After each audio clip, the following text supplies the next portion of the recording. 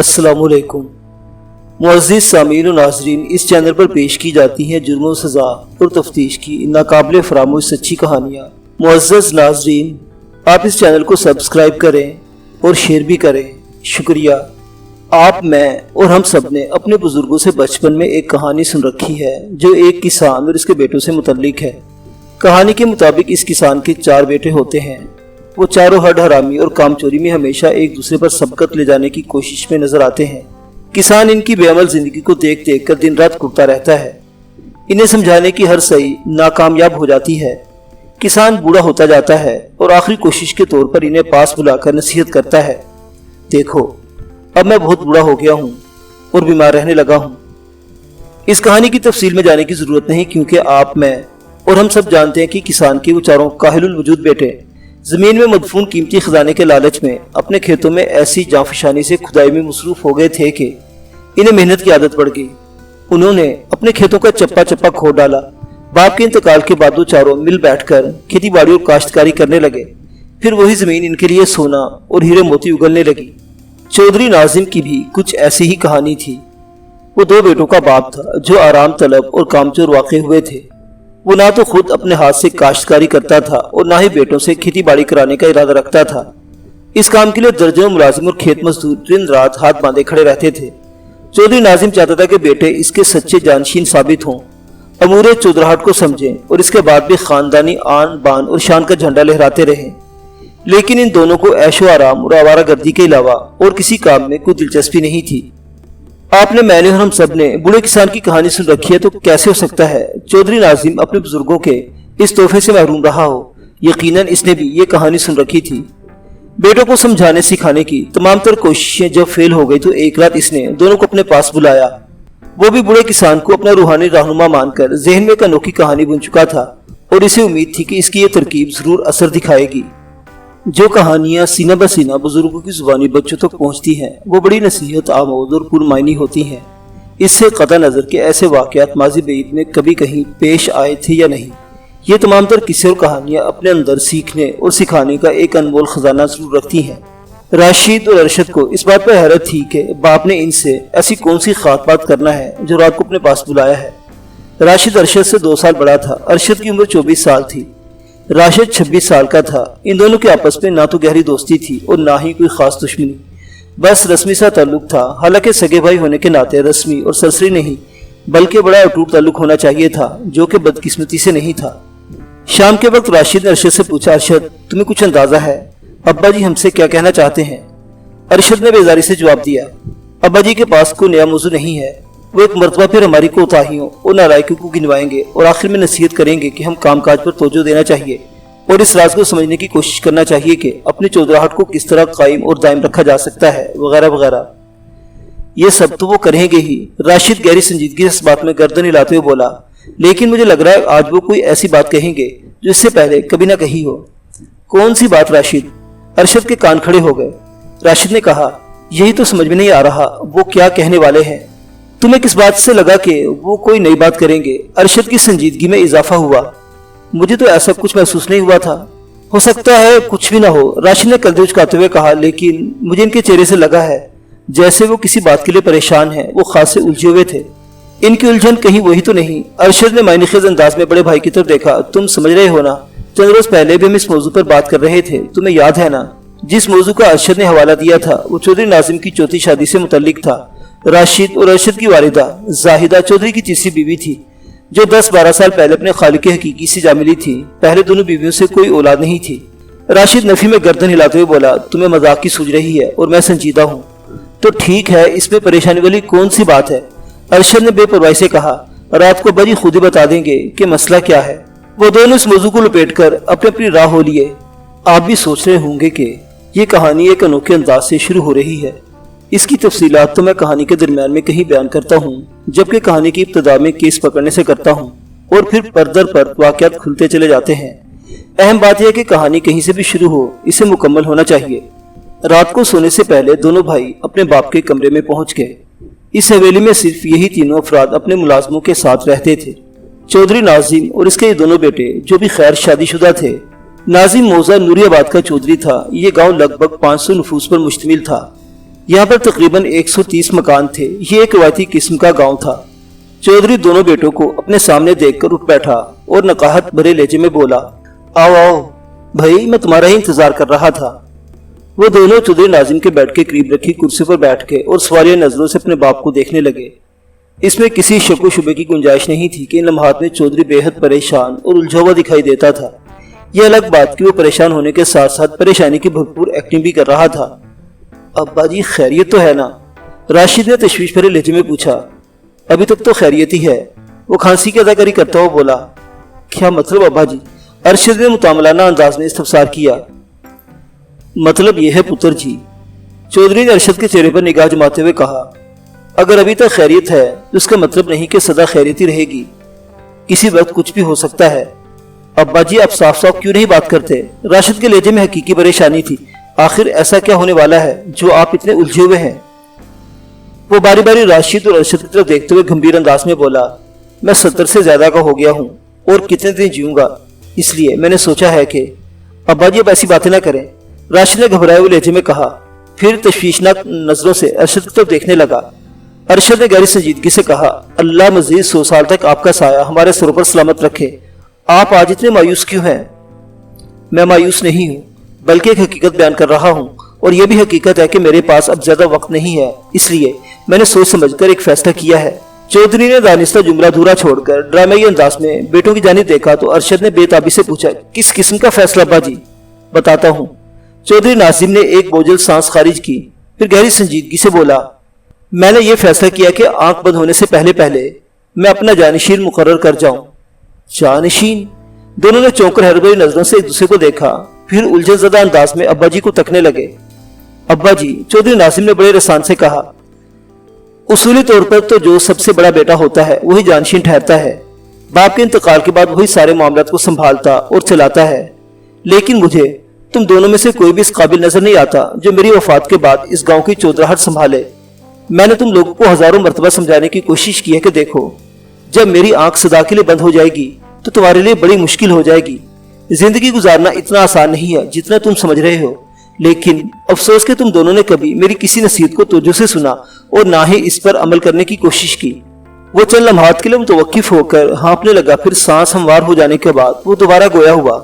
तुम दोनों के गैर संजीदा रवैये से मैं इस नतीजे पर पहुंचा हूँ कि अगर किसी रात अचानक मेरी रूह कफ से अंसरी से परवाज कर गई तो जमीन जायदाद और जानशीनी के सिलसिले में तुम लोगों में बड़े खतरनाक किस्म के तनाज़ात जन्म लेंगे और अल्लाह ना करे तुम लोग एक दूसरे को जाने दुश्मन और लहू के प्यासे हो जाओ। इसलिए मैंने। अब्बा जी आपको क्या हो गया है? राशिद ने तशवीश भरी नजर से बाप की तरफ देखा। ये अचानक आपका जहन इतने ज्यादा खदशात में क्यों घिर गया है? अचानक नहीं पुत्र जी, इसने शाकिर नजर से राशिद की आंखों में झांका और ठहरे हुए लहजे में बोला, ये नतीजा मैंने बरसों के तजर्बे और मुशाहिदे से अख्ज़ किया है। तुम लोगों का ऐसा क्या है जो मुझसे छुपा हो, और ये कि पहले मुझे अपनी बात पूरी करने दो, फिर सवाल जवाब करना। वो एक मरतबा फिर मुतवक्किफ हुआ, फिर गहरी संजीदगी में इजाफा करते हुए बोला, मैंने ये फैसला किया है कि अपनी वसीयत लिखवाऊं, और इस पक्की तहरीर में यह भी तय हो जाएगा कि मेरी मौत के बाद तुम दोनों में से कौन मेरा जानशीन बनेगा। जो जानशीन होगा वही मौजा नूरियाबाद का चौधरी भी बनेगा।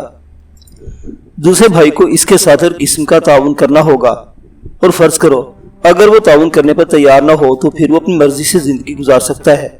वो चाहे तो अपनी ख्वाहिश पर जमीन और जायदाद और माल मवेशी का बंटवारा भी कर सकता है, लेकिन इस अलहदगी की सूरत में इसे वो इज्जत और मुराद हासिल नहीं होगी जो गांव के चौधरी के भाई की हैसियत से हासिल होनी चाहिए।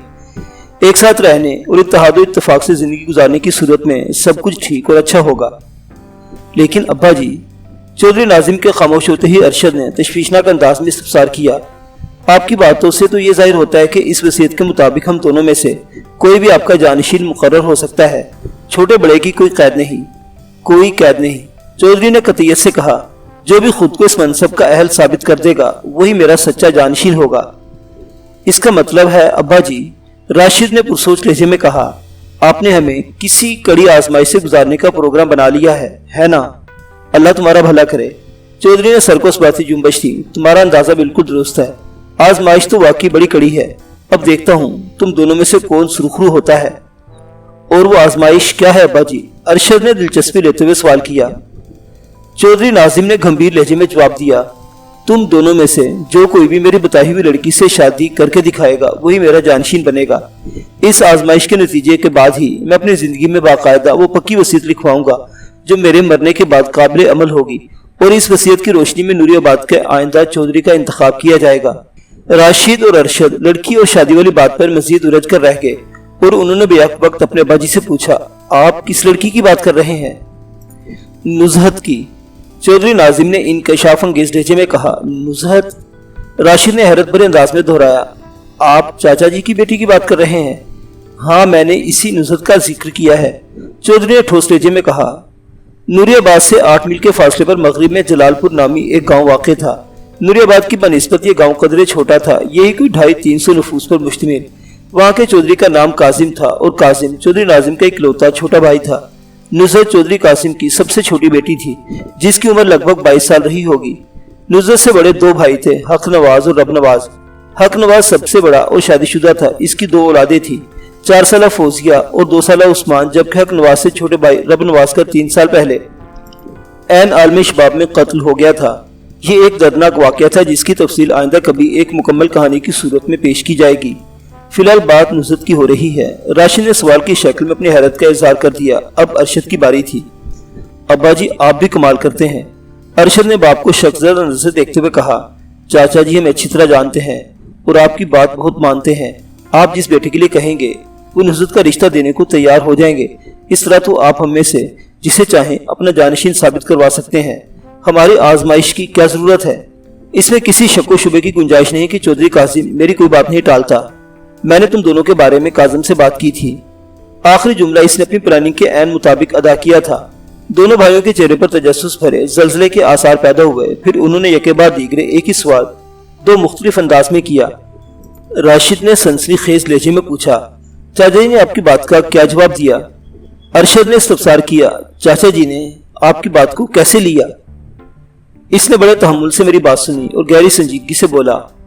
चौधरी नाजिम ने ड्रामाई लहजे में बताना शुरू किया, भाई जी आप मुझसे बड़े हैं, मैंने आज तक आपका कोई हुक्म नहीं टाला, इस बात से भी इनकार नहीं करूंगा, लेकिन मैं नुज़हत की किस्मत का फैसला आपके हाथ में देता हूँ। इसे आप अपनी सगी बेटी, अपनी जिगर का टुकड़ा समझे और खुद ही बता दें कि इसके लिए राशिद मौजू होगा या अरशद। फिर आपने हम में से किसका नाम पेश किया? अरशद ने इस्तरारी लहजे में पूछा। किसी का भी नहीं। चौधरी नाजिम ने कती लहजा इख्तियार करते हुए कहा, अगर मैंने तुम में से किसी एक का नाम तजवीज कर दिया होता तो फिर कड़ी आजमाइश का क्या सवाल था? लेकिन फिर भी राशिद ने तशवीशनाक लहजे में इस्तफसार किया, आपने चाचा जी से कुछ ना कुछ तो कहा ही होगा। हाँ कहा था। चौधरी नाजिम ने इस बात में गर्दन हिलाते हुए गहरी सांस खारिज की और थके हुए लहजे में बोला, मैंने कासिम से बड़े वाज़े और 2 टोक अल्फाज में कह दिया है कि मैं इन दोनों में से किसी को भी नुज़हत के काबिल नहीं समझता। ओह। अरशद के होंठों से मुतसाफाना आवाज खारिज हुई। राशिद ने पूछा, आपकी बात सुनकर चाचा जी ने क्या कहा? कासिम ने बड़ी फरमाबरदारी से जवाब दिया था। चौधरी नाजिम अपने छोटे भाई के हवाले से बताने लगा, भाई जी तो फिर आप इन दोनों में से किसी एक को इस काबिल बनाएं, मेरी तरफ से कोई इनकार नहीं है। और अब आप हमें किसी काबिल बनाने के लिए एक कठिन इम्तिहान में डालना चाहते हैं। राशिद ने कदरे तल्ख लहजे में कहा, है ना यही बात? तुम इसको कुछ भी समझो। चौधरी नाजिम ने लाताल्लुकी के से अंदाज में कहा, लेकिन मेरी ये ख्वाहिश है कि तुम दोनों अपनी जिम्मेदारियों को समझने लगो। तुम्हें इस बात का एहसास होना चाहिए कि लोग आप लोगों के बारे में क्या सोचते हैं। कासिम तो हमारा अपना है, वो अगर मेरा बेहद एहतराम करता है तो तुम दोनों से भी बड़ी मोहब्बत करता है। जब इसकी ये राय है कि तुम किसी काबिल नहीं हो तो सोचो दूसरे लोगों का भी ख्याल क्या होगा। इसलिए वो लम्हे भर को मुतवक्किफ हुआ, एक गहरी सांस खारिज की, फिर अपनी बात मुकम्मल करते हुए बोला, मैंने हतमी फैसला कर लिया है कि तुम्हें इस आजमाइश में जरूर डालूंगा। मुझे उम्मीद है तुम दोनों नुज़हत को हासिल करने की पूरी कोशिश करोगे और तुम में से कोई एक इस कोशिश में जरूर कामयाब भी होगा। ज़ाहिर नुज़हत से किसी एक की शादी होगी, लेकिन दूसरे की कोशिशों को भी सराहा जाएगा। मेरी नज़र में तुम दोनों की बड़ी अहमियत है। मैं चाहता हूँ तुम दोनों मेरा नाम रोशन करो। मेरे लिए तुम दोनों बराबर हो, लेकिन जिस तरह नुज़हत से तुम में से किसी एक की शादी हो सकती है, बिल्कुल इसी तरह मेरे बाद इस गांव का चौधरी भी कोई एक ही बनेगा और वही शख्स होगा जो नुज़हत से शादी करने में कामयाब होगा। और दूसरे से मेरा वादा है। वो एक बार फिर रुका, तोलने वाली नजर से बारी बारी दोनों का जायजा लिया, फिर इजाफा करते हुए बोला, दूसरे से मेरा ये वादा है कि वो जिस लड़की को भी पसंद करेगा मैं इस लड़की से इसकी शादी करा दूंगा। ये सब तो ठीक है, राशिद ने दानिशमंदी से सर हिलाते हुए कहा, लेकिन اس بات کا فیصلہ کون کرے گا کہ ہم میں سے کون جیتا ہے اور کون ہارا ہے؟